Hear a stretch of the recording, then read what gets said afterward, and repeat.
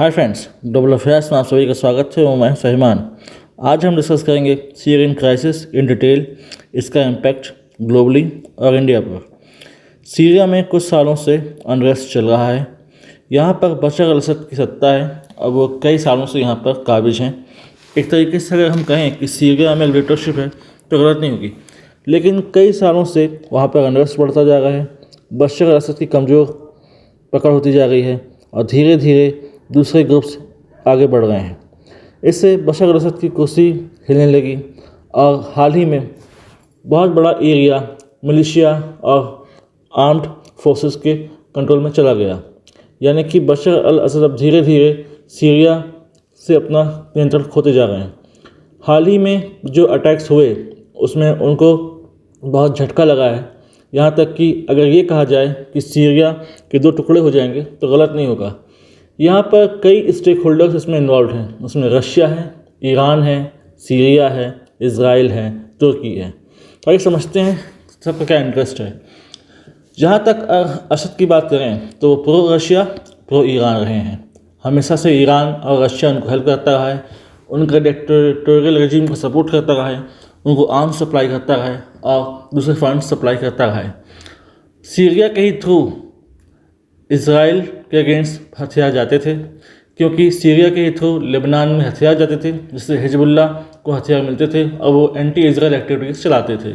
इसी के जरिए हमास को भी हथियार मिलते थे। ईरान भी सीरिया का इस्तेमाल करता था अपने एंटी इज़राइल एक्टिविटीज़ के लिए और रशिया का भी उसे खुला सपोर्ट था। लेकिन धीरे धीरे डायनामिक्स बदलने लगे, चेंज होने लगे। अमेरिका और टर्की ये दो ऐसे प्लेयर हैं जो नहीं चाहते कि असद अब सस्टेन करें। वैसे देखा जाए तो एंटी असद मूवमेंट बहुत समय से लगे थे, लेकिन वो काफ़ी तक दबा दिए गए थे। लेकिन टर्की और यूएसए अब वोकल हो रहे हैं। वो एंटी असद मिलिशिया ग्रुप जो वहाँ पर एक्टिव हो रहे हैं उनको फंडिंग कर रहे हैं, आर्म्स, फंड्स और दूसरे सपोर्ट दे रहे हैं। यूएसए डायरेक्टली तो इन्वॉल्व नहीं है, लेकिन टर्की ग्राउंड बेस पर उन्हें सपोर्ट कर रहा है और यूएसए इनडायरेक्टली तुर्की के थ्रू सपोर्ट पहुंचा रहा है। यहाँ पर इज़राइल का रोल इसलिए भी ज़्यादा अहम है क्योंकि इज़राइल एक ग्रेटर इज़राइल चाहता है जिसमें कुछ हिस्सा सीरिया का भी आएगा, तो इसमें इज़राइल का भी महत्व है, इज़राइल का भी अपना इंटरेस्ट है। अब कहा जा रहा है कि बशर अल असद या तो भागेंगे या फिर उनकी जान जाएगी। उनका परिवार पहले ही रशिया जा चुका है और उनका अभी अता पता नहीं है कि वो कहाँ हैं सीरिया में।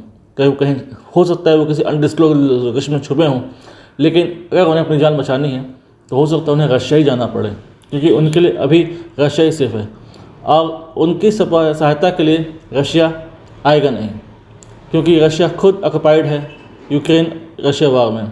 तो पुतिन उनकी सपोर्ट कर नहीं पाएंगे। ये बात अमेरिका भी जानता है, तुर्की भी जानता है।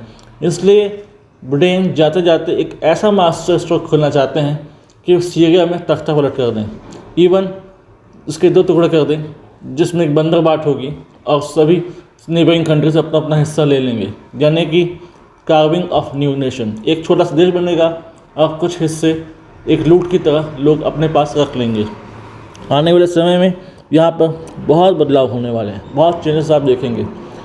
इंडियंस सीरिया में हैं और उनकी जान का खतरा है। गवर्नमेंट ऑफ इंडिया ने एक एडवाइजरी जारी की है कि इंडियंस जहाँ भी हैं और जितने भी हैं वो जल्द से जल्द सीरिया छोड़ें और इंडिया वापस आएँ और इंडियन एम्बेसी के टच में रहें।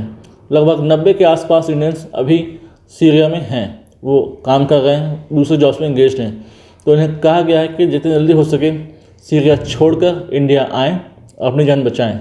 सिमिलर एडवाइजरी यूरोपियन कंट्रीज़ ने जारी की है अपने वर्कर्स के लिए, अपने सिटीजन्स के लिए, कि वो सीरिया में हैं तो सीरिया को छोड़ दें।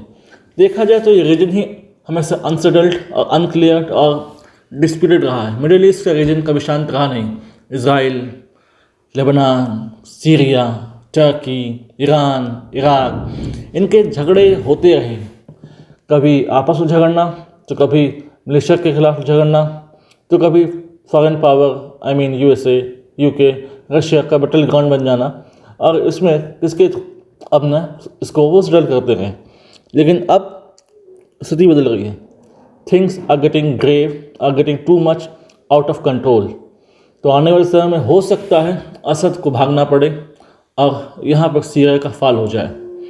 ऐसे में इंडियंस को बचाना गवर्नमेंट ऑफ इंडिया की प्रथम प्रायोरिटी होगी और दूसरा जिनको वहाँ से निकालना, क्योंकि अब ये देश पता नहीं कहाँ किस मुंह में जाए। आज मैं रिकॉर्ड कर रहा हूँ, हो सकता है कि कोई ऐसी न्यूज़ आए जो बिल्कुल चेंज कर दे सारी डायनामिक्स, चेंज कर दे सारी प्रोडक्शंस। हो सकता है कि वाकई जो मिलिशिया है उसको बड़ा सपोर्ट मिले और वो दमिश्क तक पहुंच जाए, जिसकी राजधानी है। अलेप्पो जिसका शहर है वो ऑलरेडी आउट ऑफ कंट्रोल जा चुका है गवर्नमेंट के, तो धीरे धीरे दमिश्क तक पहुंच जाएंगे ये। अब ऐसा लग रहा है कि वाकई असद की भी सत्ता जाने वाली है। कुछ साल पहले कुछ देश अफ्रीकन देशों में जो डिक्टेटोरियल रजीम थी उन्हें जाना पड़ा, जैसे कि ट्यूनीशिया, इथियोपिया, लीबिया। तब प्रयास किया गया कि सीरिया में भी जो असद की रजीम है उसे हराया जा सके, लेकिन तब बशर अल असद के पास रशियन सपोर्ट था, वेपन्स थे, आर्म्स थे, फंड्स था, तो वो इस एंटी गवर्नमेंट एक्टिविटीज़ को दबा पाए। लेकिन अब जो आर्म मिलिशिया उठा है वो इसे होने नहीं देगा, क्योंकि उनको ये कहना है कि सीरिया में धीरे धीरे क्रिश्चियंस का डोमिनेंस बढ़ता जा रहा है, मुस्लिम्स की अनदेखी की जा रही है, की पोजीशन में क्रिश्चियंस को रखा जा रहा है, यानी कि सीधे सीधे एक रिलीजियस वार की भी चेतावनी यहाँ पर दी गई है। तो आने वाले समय में बहुत सारे चेंजेस आपको मिडिल ईस्ट में दिखेंगे।